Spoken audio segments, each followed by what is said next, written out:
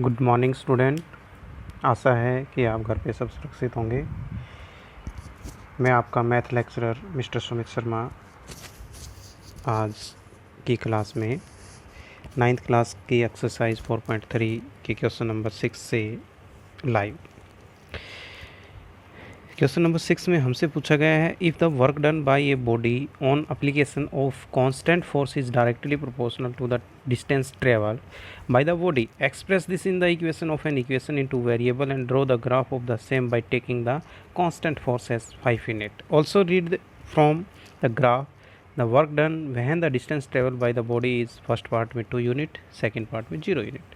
यानी कि हमसे क्वेश्चन में पूछा गया है, पहले तो ये बताया गया है कि साइंस से रिलेटेड है। वर्क डन होता है, किसी भी बॉडी ने जो भी वर्क डन किया वो डायरेक्टली प्रोपोर्शनल होता है उसके द्वारा कवर की गई डिस्टेंस। फिर दूसरा, इस इक्वेशन को हमने 2 वेरिएबल मान करके एक्सप्रेस करना है। तीसरी बात, इसने कांस्टेंट वैल्यू जो डायरेक्टली प्रोपोर्शनल है उसका साइन जब हटाते हैं हम तो जो है यूनिट है वो कितनी कांस्टेंट वैल्यू जो बोली है इसने यूनिट है वो 5 यूनिट दे रखे।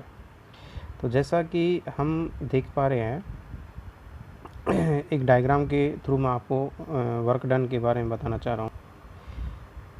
तो देखिए, जैसा कि इस डायग्राम में इस कैमरा में आप देख पा रहे हो क्वेश्चन नंबर 6, वर्क डन होता है, ये जो सिंबल है ये वाला, ये डायरेक्टली प्रोपोर्शनल का है। Distance travelled by the body, फिर हमने वर्क डन को लेट करवा लिया y और जो डिस्टेंस कवर की है इसने उसको मान लिया x, और कांस्टेंट वैल्यू जो इसने बता रखे है 5 उसको हमने ले लिया k।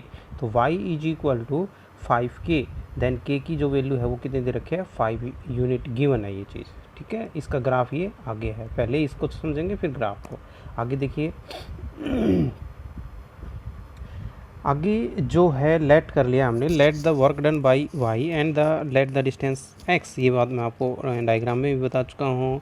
फिर हमने जो प्राप्त वैल्यू की है y is equal to k of x, ये हमारी प्रॉपरली जो इसने मांग की थी 2 वेरिएबल इक्वेशन वो बन गई है।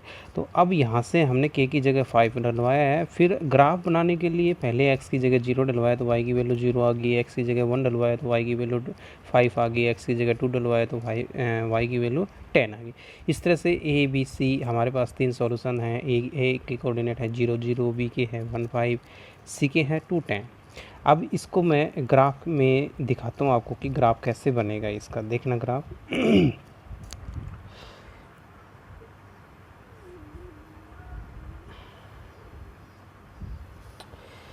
ये जो ग्राफ है इसमें आप देख पा रहे हैं कि ये वाली लाइन है वर्टिकली है, हॉरिजॉन्टली है।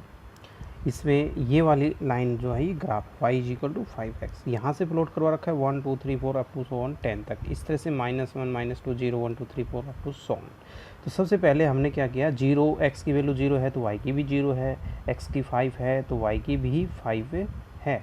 आगे जब देखेंगे तो x की 2 है तो y की कितनी है 5, ये इसकी पैरेलल हो जाएगा। फिर x की 3 है तो इसकी कितनी है 10। इस तरह से ये ग्राफ बन गया है।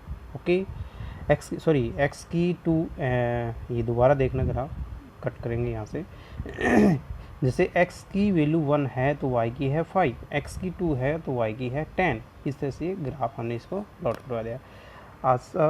अब नेक्स्ट क्वेश्चन में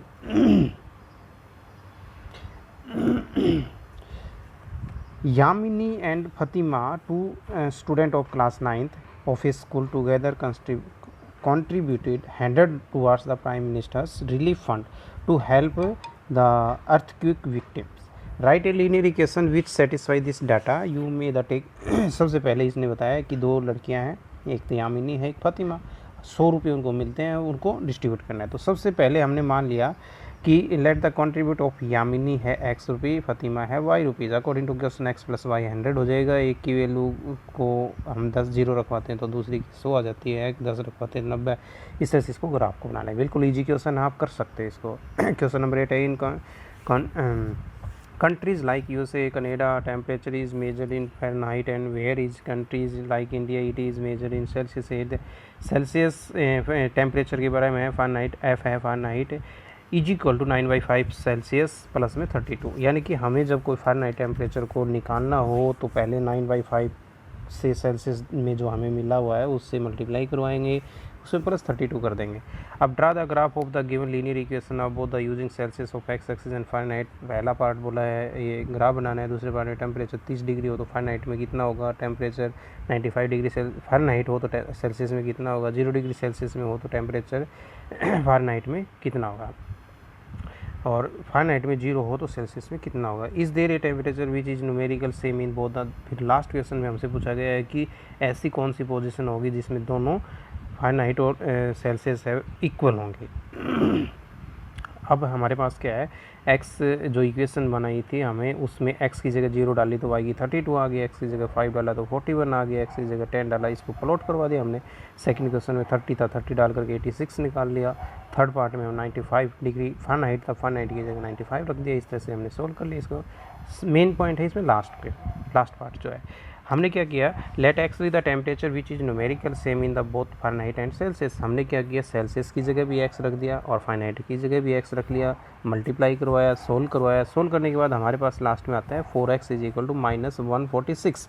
ये मिसप्रिंट है भाई, यहाँ पे x इज इक्वल टू -40 आ गया, यानी कि एक -40 जो टेम्परेचर है वो एक ऐसा टेम्परेचर है कि जिसमें दोनों में फ़ारेनहाइट में और सेल्सियस में सेम है। तो इस तरह से हमारी ये एक्सरसाइज कंप्लीट होती है। आशा करता हूँ कि आपको ये एक्सरसाइज समझ में आई होगी। जो भी बात इसमें आपको ना समझ में आए वो मुझे कमेंट बॉक्स में दें। Thank you, have a nice